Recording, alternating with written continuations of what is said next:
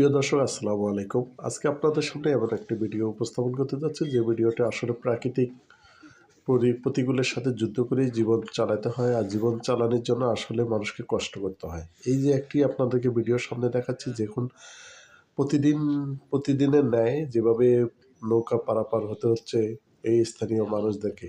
খুব কষ্ট করে নৌকায় গাড়ি উঠাইতে হচ্ছে, মোটরসাইকেল উঠাইতে হচ্ছে। যদি একটু ব্যতিক্রম ঘটে, মোটরসাইকেলটা ঠিক পানিতে চলে যাবে।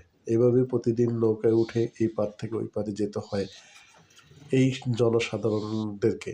তা আসলে এখানে সবার একটি চাওয়া এবং একটি পাওয়া একটি সেতু।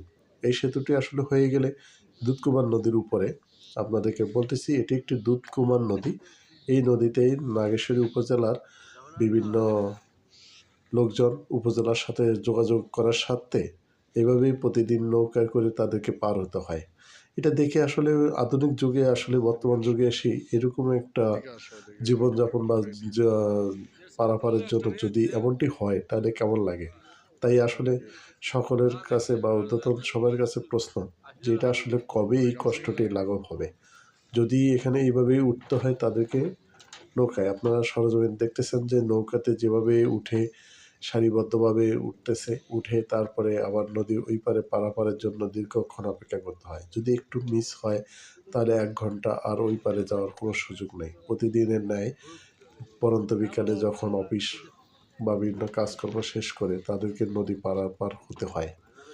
এখানে আরেকটি বিষয় হচ্ছে হলো কি, প্রতি বছর আসলে নদী কিছু অংশ ভেঙে যায়, পুরো স্থান চেঞ্জ হয়, আবার কিছু সময়ে ভালো থাকে। যেমন এখানে আপনারা দেখতেছেন যে কিছু ওই যে জিও ব্যাগ দিয়েই বস্তা ভরাট করা হচ্ছে, না নদীর ধারে রাখা হচ্ছে। সবাই এখানে কষ্ট করে যেতে হচ্ছে।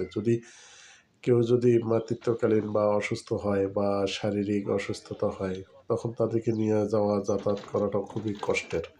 তা আসলে এই জনজীবনটা এখনও বর্তমানে নাগেশ্বরী উপজেলার খুবই কষ্ট হচ্ছে সবার।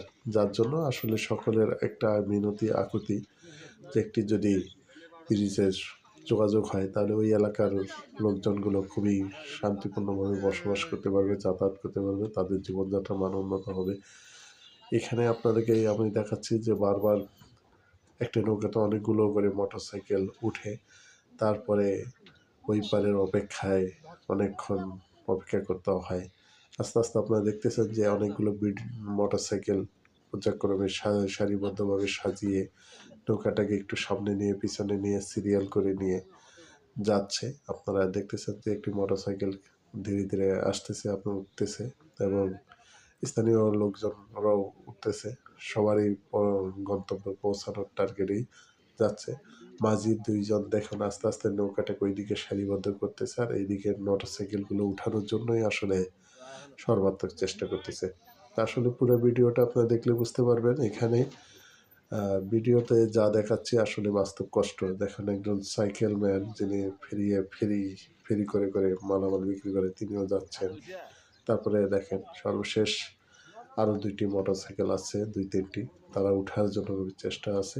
বেশ কয়েকটা মোটরসাইকেল আরও যাইতে পারেনি। তারা আরও ১ ঘন্টা পরে হয়তো পরবর্তী নৌকার মাধ্যমে যেতে হবে। একবার যদি নৌকা মিস করে তাহলে তাদেরকে ১ ঘন্টা বা ১.৫ ঘন্টা সময় নষ্ট করতে হয়। এখানে দেখেন এইভাবে প্রতিদিন পার হচ্ছে। ওই পাশে আবার দেখছেন আর ওই পার থেকে আরেকটি নৌকা আসতেছে। এখানে এইভাবেই প্রতিনিয়ত, মানে প্রতিদিন ঝড় বৃষ্টি যাই হোক এইভাবেই যেতে হয়। যদিও বর্ষাকালে খুবই কষ্ট, কারণ এখন তো শুকনো মৌসুম, পানি কম, প্লাস হচ্ছে হলো রাস্তাটা শুকনো, যার জন্য